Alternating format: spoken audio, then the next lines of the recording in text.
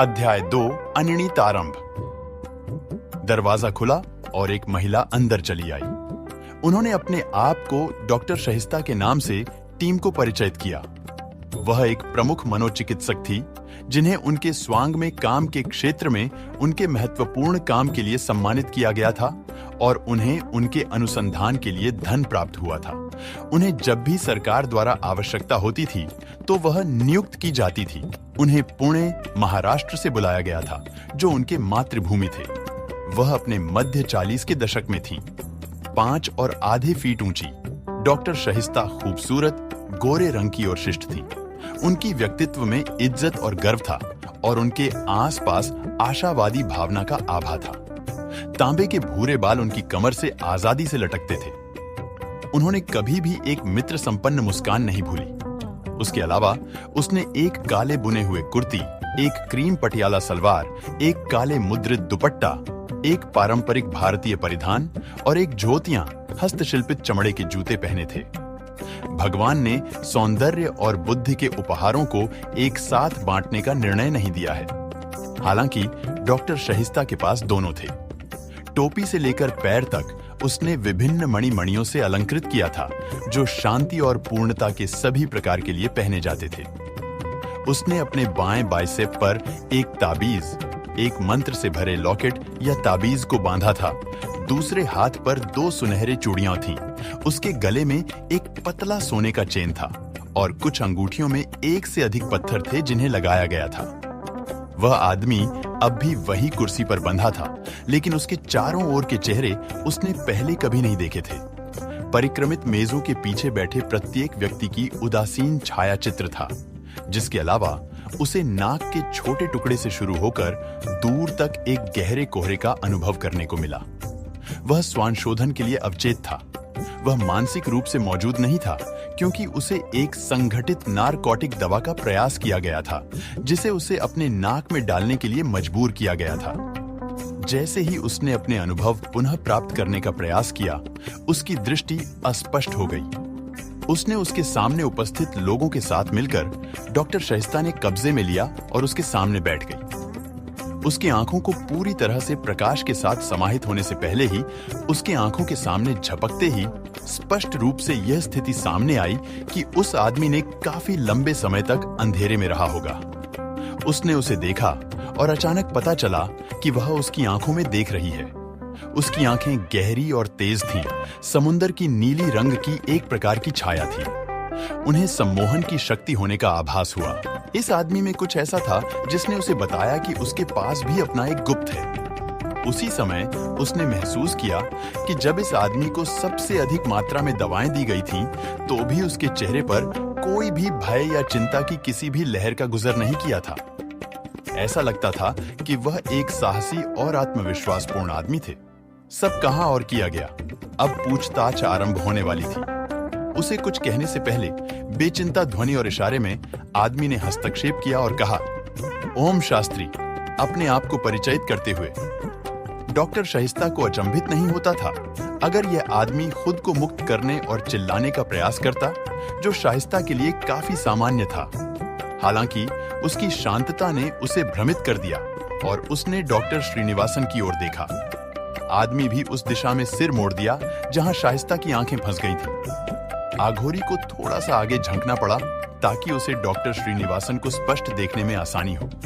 जैसे ही वह किया, उसकी आंखें फैल गईं और वह लगभग चिल्लाया, चिन्ना। सभी सिरें उस ध्वनि की ओर मुड़ गईं, आश्चर्यचकित होकर। क्या? डॉक्टर बत्रा ने अपनी गला भरी आवाज में पूछा, भ्रमित होकर। आदमी ने डॉक्टर श्रीनिवासन की ओर देखना जारी रखा, जैसे वह उसे बहुत लंबे समय बाद देख रहा हो। डॉक्टर श्रीनिवासन को आपत्ति हुई। उसे लगा कि उसका मजाक उड़ा रहे हैं। वीरभद्र भी घटना से आश्चर्यित थे। उसने कभी ऐसे आदमी से मिला नहीं था। अचानक पीछे से एक हथेली जिसमें एक टुकड़ा कपास था, ओम शास्त्री की नाक को ढंक लिया। कपास से आने वाली गंध से उसकी उल्टी आने वाली थी। वह एक चुप की खोखली गहराई में गिर रहा था। कोई विचार नहीं, कोई भावनाएं नहीं। सभी आवाजों को मूक कर दिया गया। आदमी को यह नहीं पता था कि उसका हिप्नोटाइज किया जा रहा है। तुम कौन हो? डॉक्टर शाहिस्ता ने बंदी से पूछा। ओम शास्त्री, उसने एक तंत्रावस्था में उत्तर दिया। हमें यह पता है श्री शास्त्री, डॉक्टर शाहिस्ता ने स्थिरीकृत किया। हमें वो क्या नहीं पता जिसका तुम्हारे पास पता है, उन्होंने जारी रखा। तुम्हें कुछ नहीं पता, ओम शास्त्री ने मुंह बंद किया। हाँ श्री शास्त्री, हमें उन चीजों की जानकारी नहीं है जिसके लिए तुम यहां हो, लेकिन एक बात तो हम सबके लिए स्पष्ट है कि यह तुम्हारा असली नाम नहीं है। तुम्हारा असली नाम क्या है? डॉक्टर शाहिस्ता ने दोहराया। मुझे याद नहीं, ओम शास्त्री ने कमजोर आवाज में कहा। एक हिप्नोटाइज्ड व्यक्ति के अनौदानिक उत्तर, डॉक्टर शाहिस्ता ने सोचा। एक कुर्सियों में बैठे, हाथों में एक पौराणिक पुस्तक होते हुए अभिलाष ने कहा, झूठा। वह झूठ नहीं बोल सकता, डॉक्टर बत्रा ने विरोध किया। उसे नार्को विश्लेषण दवाएं दी गई हैं। डॉक्टर बत्रा को स्पष्ट रूप से परेशानी महसूस हो रही थी। नार्को, अभिलाष ने ऐसे कहा जैसे वह ग्रीक को फ्रेंच बोल रहा हो, और फिर डॉक्टर बत्रा की ओर देखते रहे जवाब की उम्मीद में थे। यह एक सत्य सीरम है, इसे लेने के बाद कोई झूठ नहीं बोल सकता, डॉक्टर बत्रा ने कटुता से कहा। व्याख्या में किसी रुचि नहीं दिखा रहे थे। डॉक्टर तेज बत्रा एक ईमानदार और परिपक्व व्यक्ति थे। उन्हें केवल तर्क और बुद्धिमत्ता की दिशा में प्रेरित किया गया था। थोड़े उत्तेजनाशील, कभी-कभी डॉक्टर बत्रा थोड़ा अप्रत्याशित थे।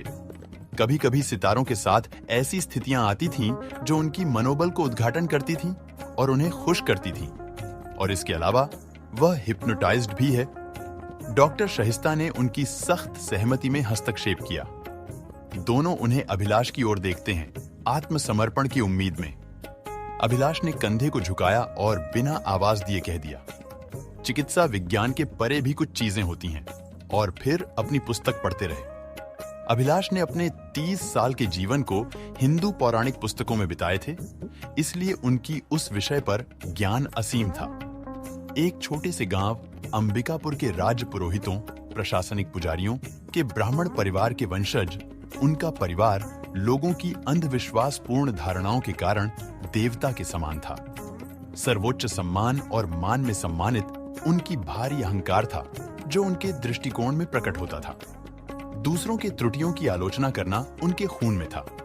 उनकी लंबाई 5 फीट और 8 इंच थी, गहरे रंग के साथ भरपूर संरचना वाले। उनके पास एक ठीक से बैठने वाली सफेद कुर्ता और नीली जीन्स थी, जिन्हें वे अपने पेट को दिखा रहे थे, कुछ भी नहीं जानते थे। अभिलाष मिथकों और अंधविश्वासों के प्रमुख प्रमाणिक अनुयायी थे और उनकी दिखावट इसे प्रमाणित करती थी। उन्होंने विभिन्न उद्देश्यों के लिए विभिन्न प्रकार की पत्थरों से युक्त अनेक अंगूठियां पहनी थी। वह कभी भी नहीं छूटते कि किस प्रॉब्लम में किस पत्थर पर विश्वास करना चाहिए, विशेष समस्या के लिए किस पत्थर का विश्वास रखना चाहिए, चाहे उसके लिए कोई सवाल ना हो। उसके बाएं कलाई पर एक रक्षा सूत्र, सुरक्षा के रूप में धागा बांधा था। उसके गले में एक रुद्राक्ष, एक पौधे के बीज जिनका माना जाता है कि वे बुरे भाग्य और बीमारी के खिलाफ ढाल की भूमिका निभाते हैं, की माला थी। उसके माथे पर उसने उसका चिन्हित किया हुआ एक यू आकार का संदलवुड तिलक लगाया था और उसने अपने पैरों पर कोल्हापुरी चप्पल पहनी थी।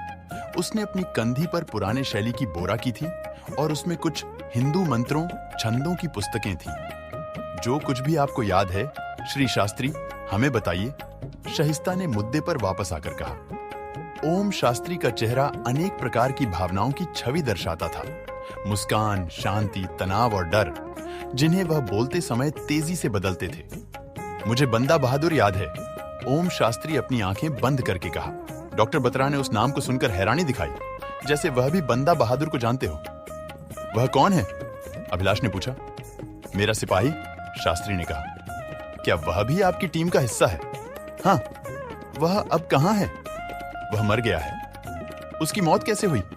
उसे मार दिया गया। किसने उसे मारा? फारूक सियार ने। क्या आप किसी और को भी याद कर सकते हैं? संजय।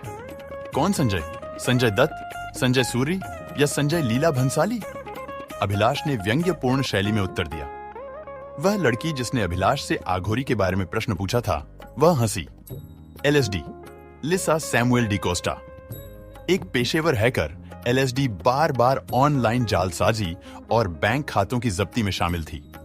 25 साल की आयु में उसने भारतीय साइबर सेल की ध्यान आकर्षित की थी, लेकिन उसे इससे कोई परेशानी नहीं थी। उसके पास सब विशेषज्ञता बिना किसी डिग्री के थी। एलएसडी एक सुंदर लड़की थी जिसकी आचार व्यवहार में निर्मलता नहीं थी, लेकिन उसके काम में बुद्धिमत्ता और चतुरता थी। उसकी सब कुछ के प्रति लापरवाह दृष्टिकोण था, लेकिन उसके काम के प्रति नहीं। संजय मंजरेकर हो सकते हैं। एलएसडी मुंह में हाथ डालकर मुस्कुराई। एलएसडी आत्मविश्वासी थी। उसकी जीभ कभी उसके नियंत्रण में नहीं थी। उसका चेहरा कोई भी तुरंत पढ़ सकता था और उसके यादृच्छिक विचारों को समझ सकता था। एलएसडी इस स्थान पर आई थी एक छोटे से गांव से, जिसका उसकी भाषा पर प्रभाव पड़ गया था, लेकिन यह कमजोर था। उसके काले घुंघराले बाल थे। उसकी आंखें बादाम भूरी थीं। उसने फूलों से सजीव सफेद पोशाक पहनी थी, साथ ही बहुत सारे सामग्रियों और बोल्ड काले फ्रेम के साथ, और उसके उज्जवल हाई हील्स ने उसकी टोन्ड पैरों को दिखाया। उसने अपनी कलाइयों के चारों ओर कुछ विविध बैंड और कंगन पहने थे, और उसके गर्दन में एक कुल्हाड़ी की पंदल लटक रही थी। संजय, गवलगांव के पुत्र, ओम शास्त्री ने कहा। और आप उसे कैसे जानते हैं? शहिस्ता ने पूछा।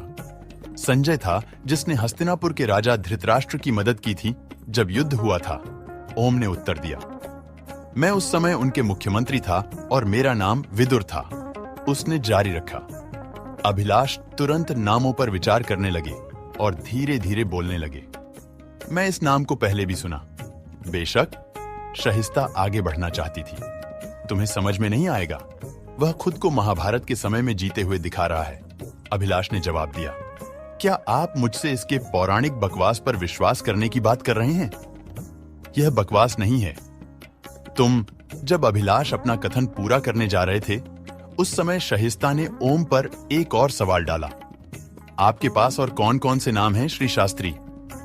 सुषेण, ओम शास्त्री ने मुस्कान के साथ उत्तर दिया। आपने उस नाम के तौर पर क्या किया? शहिस्ता ने जोर दिया। मैं एक वैद्य के रूप में काम किया, जो जड़ी बूटियों की दवाएं बनाता है और सामान्य लोगों की बीमारियों का इलाज करता है। क्या बस इतना ही था, या क्या आपने किसी और नाम का भी प्रयोग किया?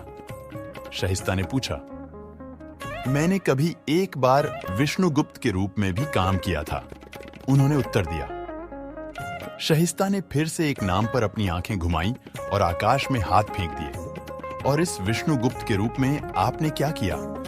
उसने हैरान अभिव्यक्ति के साथ पूछा। ओम शास्त्री ने कुछ बोलना शुरू किया जिसे सभी को समझने में कठिनाई हो रही थी।